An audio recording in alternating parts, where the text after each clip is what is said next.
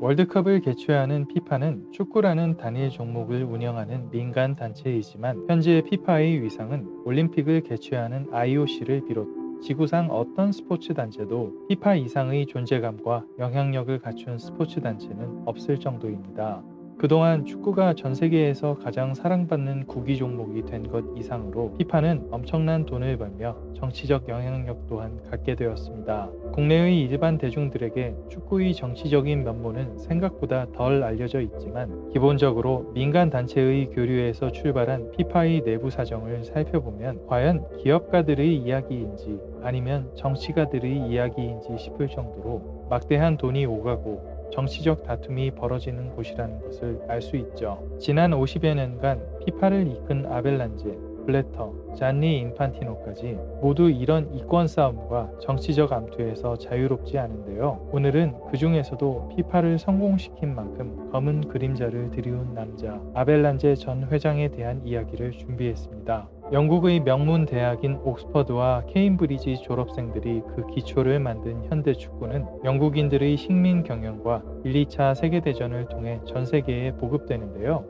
아벨란제가 피파 회장의 자리에 오른 뒤부터 월드컵은 산업과 정치와 연계되며 올림픽, F1 그랑프리를 뛰어넘는 세계적인 스포츠 행사로 자리 잡게 됩니다. 초기 아벨란제 회장이 스폰서를 영입하여 벌어들인 돈은 요즘 기준으로 봐도 상당한데 90에서 98년까지 치러진 3번의 월드컵 중계료 수익만 20억 달러 이상을 기록했고 월드컵 본선 참가 국가를 32개국으로 확대하여 축구의 저변을 넓히는 역할을 했습니다. 아벨란제는 중계권료 수익 외에도 월드컵 주관 스폰서 제도를 도입했는데 아디다스와 코카콜라 또한 월드컵을 통해 세계적인 브랜드로 거듭나게 되죠. 특히 오늘날에도 축구에서 아디다스라는 브랜드의 위상이 강력한 것은 이때부터 수십 년간 선수들의 유니폼과 축구화에 찍혀있던 아디다스 로고 덕분입니다. 축구에서 아디다스의 위상은 마치 농구에서 나이키와 같은 상황이죠. 그러나 이런 성공은 어떤 면으로는 아벨란제를 쉽게 부패하게 했던 것 같습니다. 74년부터 98년까지 회장을 역임한 그는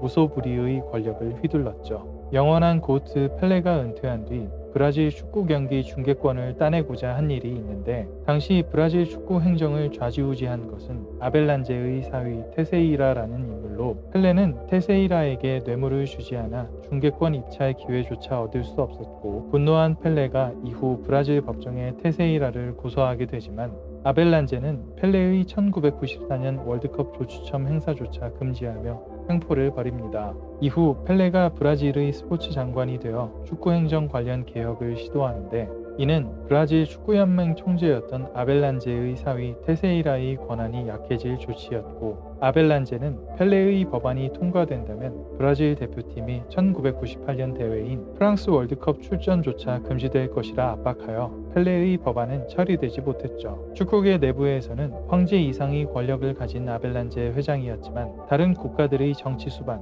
특히 독재자들 앞에서는 정말 유화적인 남자였습니다. 78년 아르헨티나 월드컵 조직위원장인 오마르 액티스가 살해되고 아르헨티나의 독재자 호르헤 라파엘 비델라의 사촌이 오마르의 자리를 차지합니다. 오마르 액티스는 아르헨티나의 체제를 비판하는 인물이었고 석연치 않은 그의 죽음에 아르헨티나 군부가 개입했다는 설이 있었지만 아벨란제는 어떤 제재도 하지 않아 많은 비판을 받기도 했습니다. 1998년 82세의 고령이었던 아벨란제는 은퇴를 결심합니다. 이때까지만 해도 아벨란제는 편히 여생을 보낼 것처럼 보였죠. 그러나 2001년 아벨란제는 치명적인 타격을 입게 되는데요. 아디다스 회장이었던 호르스트 다슬러와 이면 계약을 맺은 사실이 들통난 것이죠. 1982년 호르스트 다슬러는 TV를 활용한 마케팅 회사 ISL을 설립합니다. 국제 스포츠 레저라는 이름의 이 회사는 일단 방송 중계권 사업에 진출하는데 월드컵을 개최하는 피파에서 방송 중계 권리를 이 ISL에 넘기게 되죠. 딱 봐도 이상하죠? 직접 큰 수익을 얻을 수 있는 모델인데 굳이 대행사를 거치다니요. 그렇습니다. 이 과정에서 호르스트 다슬러는 아벨란제에게 리베이트를 제공했고 이 중계권을 여러 나라의 방송국에 매각하여 막대한 수익을 얻을 수 있었던 것입니다. 스캔들이 터진 뒤 진행된 조사 과정에서 아벨란제가 받은 수익이 밝혀졌는데 1992년에서 2000년까지의 기간 동안만 무려 4,100만 스위스 프랑을 수뢰했고 이를 우리 돈으로 환산하면 거의 600억 원에 이르는 막대한 액수입니다. 그 이전 기간인 82년도부터 92년까지는 도대체 얼마나 해먹었는지 밝히지도 못했죠. 아벨란제는 1916년생으로 2016년 100세가 넘은 나이에 사망하게 되는데 사망 당시 법적으로 공개된 그의 자산은 400만 달러에 불과했다고 합니다. 즉 우리 돈 50억 원 가량인데 밝혀진 뇌물 규모만 수백억 원임에도 남은 돈은 10분의 1도 안 되니 그 엄청난 돈은 다 어디로 간 것일까요? 안정된 노후를 위해 아벨란제가 후임 회장으로 고른 제프 블래터 회장은 고위 간부로 일할 당시 이 사실을 인지했고 아벨란제와 경제적 공동체까지 되었으나 이후 모든 비리를 아벨란제가 저지른 것처럼 몰고 가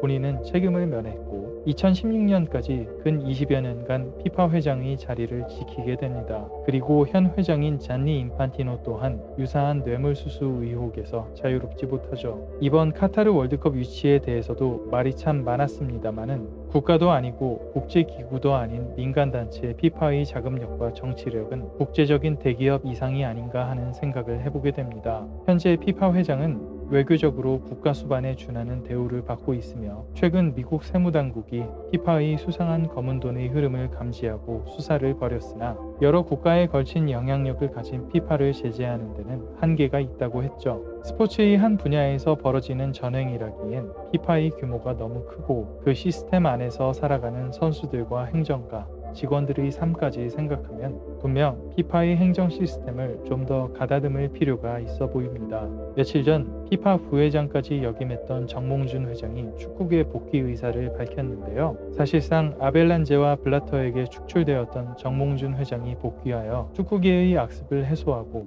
한국의 위상을 높일 수 있는 기회가 되었으면 하네요. 지금까지 아벨란제 회장 이야기였습니다.